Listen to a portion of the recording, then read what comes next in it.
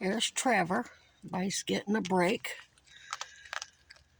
getting a bite to eat. I think the rabid raccoon is over there. He gravitates towards that tree. This video is for the sheriff and the Burlington City Council, and I'm going to ask a question, and it's a rhetorical question. But the news, recent news on the rabies, the health department claims that it got all of that bait to drop to vaccinate for rabies. They also claimed they vaccinated 700 by hand of the local wildlife. Now, I remember getting bit by my cat in Florida that frequently ate with the local raccoons, and it was a nasty bite. He was a tomcat. He wasn't rabid. It was just play, but he got me in the soft tissue right between the forefinger and the thumb, and it penetrated in. Because cats don't have natural antibiotics or antibodies like dogs do, it got infected, and I asked the ER doctor, had to give me antibiotics. I said, is there any chance it was rabid because it eats with the raccoons? He said, no, rabies is normally in urban areas, and at the time I lived out in the country with my partner on her father's estate that was 25 acres way out, pretty much in the middle of nowhere. And he said most rabies is usually only in urban areas, and he told me why. I believe it had to do with, I don't remember exactly why it's mostly in urban areas, and I'm not going to even speculate. I don't remember exactly what he said. But the point is, if the Vermont Department of Health got all that stuff to vaccinate, and rabies is only in urban areas for the most part, and the only area even remotely resembling an urban area in Vermont is Burlington, why are these animals not vaccinated that's in a trail system right next to North Beach, one of your most popular outdoor activity parks and recreation, near wildlife? So you have North Beach, you have Leahy Park, you have the bike path, plus you have all these trails. I think that's the rabid one. Maybe. Maybe not.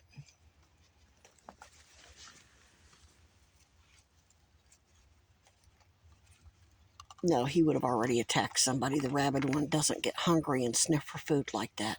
Not like that anyway. So anyway, you've got, the whole point is to keep the public safe and the wildlife safe and pets safe, right? So they hand vaccinated 700 animals. How did they miss the most important park system where people go to have encounters with wildlife, them and their pets, especially a park and trail system that has the high school, a church that often has activities, North Alliance Church, plus you have the park right behind Walgreens. And this is a trail system where people come to walk their pets and let them off the leash. And there's only 30 or 40 raccoons in here.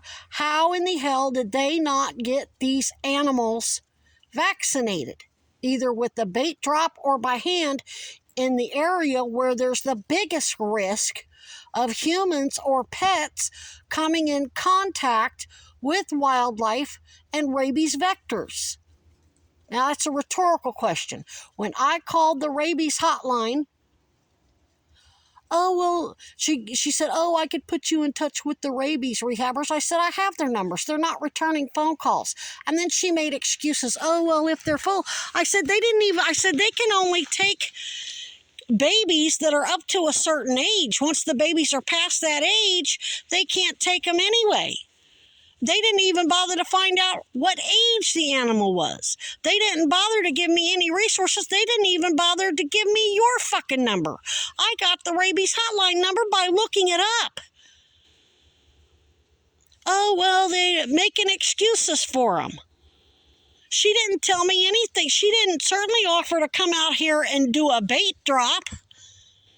She didn't tell me to call the health department and ask them to do a bait drop.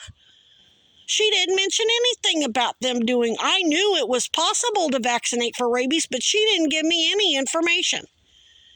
Told me maybe the state patrol might come out here because it's a high-risk area. Well, if she's saying it's such a high-risk area and perhaps the state patrol might come out here, then that means they know they should have dropped bait here or focused there. If they were gonna make the effort of hand vaccinating 700 animals, they should have done at least the raccoons and other rabies vectors in this park.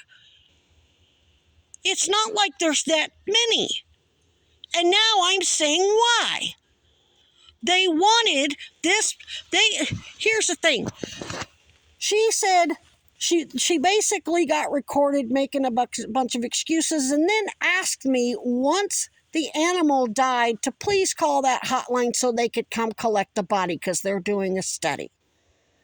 So that let me know why they did things the way they did. If their hotline and their study is reliant on human beings picking up the phone and calling and reporting an animal with rabies or an animal or rabies vector that's dead, possibly from rabies, then their study depends on them not vaccinating the rabies vector animals in areas like this because they need people to see the animals go rabid so they can call the hotline and then they can come out here and pick the animal up. And it helps perpetuate the whole fear factor bullshit. And one thing I'm noticing is the rabid animals, they're not just wandering around aimlessly and then maybe they attack an animal that got close to it, or maybe they attack a tree.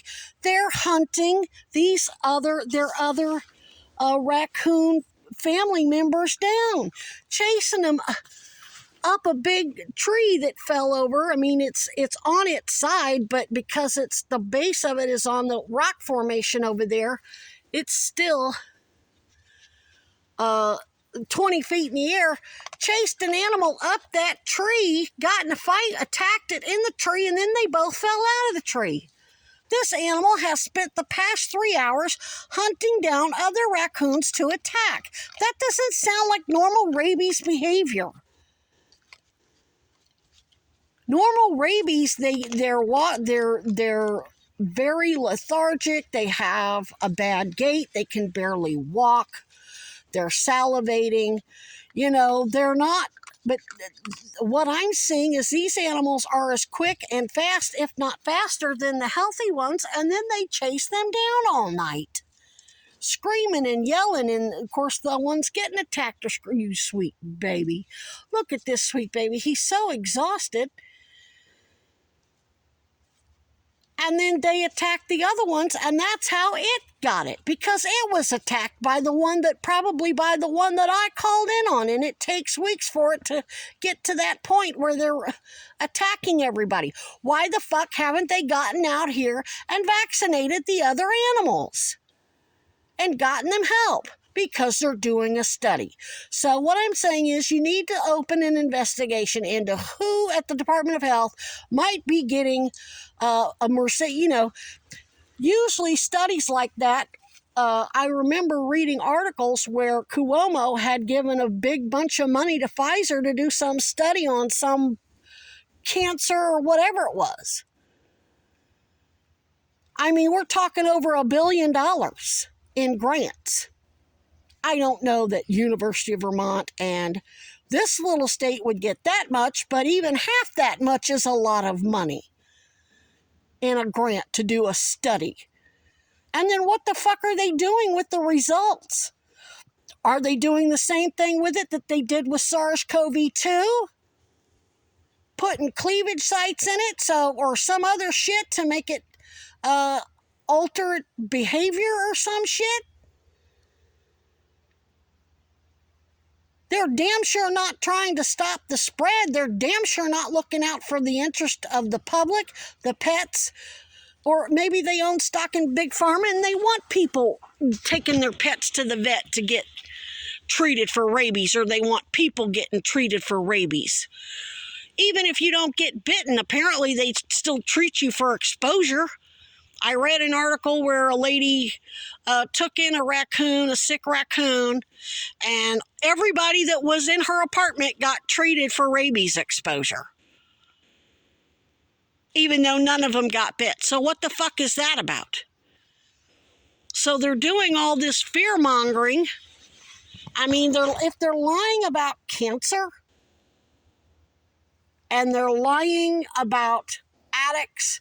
I have several people who are in recovery. They go to the clinic and they take either Suboxone or Methadone, and they want to go complete vegan and complete chemical free. And when they say they want to be weaned off the Methadone or Suboxone, they're recording their doctors telling them or making false criminal allegations against them while they're covered by Vermont Medicaid, which basically the doctors are falsely accusing them of recipient fraud.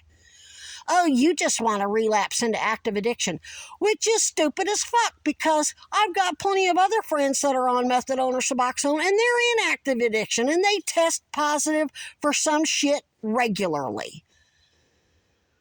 If you're looking to go into active addiction, you're not going to ask to have your medication reduced. You're going to ask to have it upped so you could sell it to go pay for the drug of choice that you're buying on the street. This is common fucking sense. And you're going to test dirty on a regular basis. They don't get to project. So what they're doing when these doctors are doing that to the patients, they're then falsifying those medical records to justify writing for that particular dose of methadone or Suboxone, which is a fucking narcotic controlled by the DEA.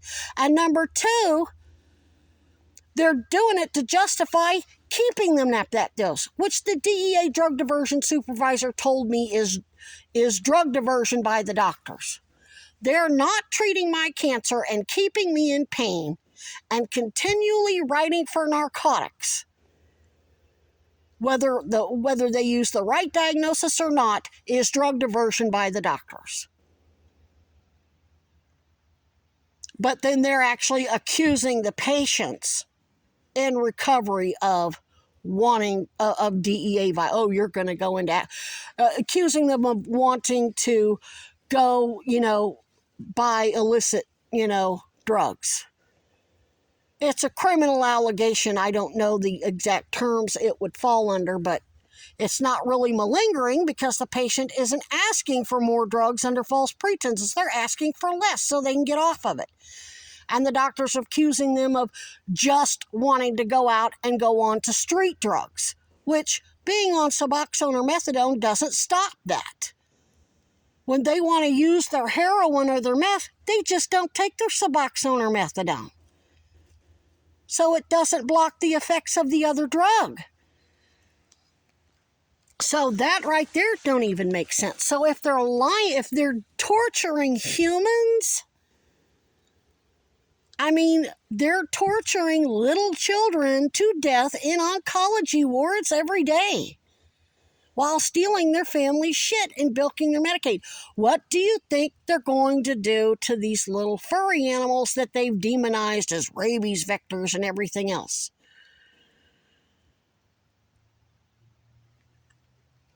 I'm at 14 minutes. I have to stop. But these are very legitimate questions that the independent investigation by Kathy Hochul, the city council, and all of this is sanctioned by the police. The police are helping these doctors with their Jim Crow policies. The medical establishment is as much behind this, more so than anything. To call somebody a sociopathic super predator, you're making a medical diagnosis. If not Axis 1, Axis 2. I don't know if antisocial personality disorder or whatever it is that makes you basically a sociopath is Axis 1 or Axis 2. But that's what basically, when Joe Biden stood up and said that, he was making a medical diagnosis. And so, in order to back that up, the doctors have to systematically falsify the medical records to support his bullshit, to support that crime bill, which then supports all these tactics that they're using by police and by doctors that got George Floyd killed, Michael Brown killed, Breonna Taylor. And, I don't consider them black. I consider them indigenous peoples. Maybe a little darker, maybe they're mixed with African, but I see indigenous people. I don't see black, brown, whatever. So hopefully I'm thinking that visceral must have kicked in, because this is the quietest it's been around here, that nobody's gotten attacked by that animal. It just took a while for it to take effect. Hopefully it's taken effect. Everybody's pretty calm. So anyway, back to my point. This is a public park. There's a lot of traffic out here by people and their pets, and they let their pets run off the leash. I promise you, I've been introduced to every single raccoon around here because this dog kibble attracts them. There's no more than 30 to 40. Most of those are kits. So last year, or whenever it was they got that bait drop, there was probably 10, 15, 20 adults. And most of these are going to die from rabies because they're making sure that the rabies isn't getting treated or vaccinated, and the one that goes rabid infects a whole lot of others. I don't know how many raccoons that rabid raccoon has attacked tonight, viciously. Even up in a tree where the point that they fell out of the tree. So there could be several rabid raccoons running around within the next, over the next few weeks, once it gets to the point where they're psychotic. When they're supposed to be hibernating, they're going to be going psychotic with rabies because these cocksuckers are doing a study and they need dead bodies for it.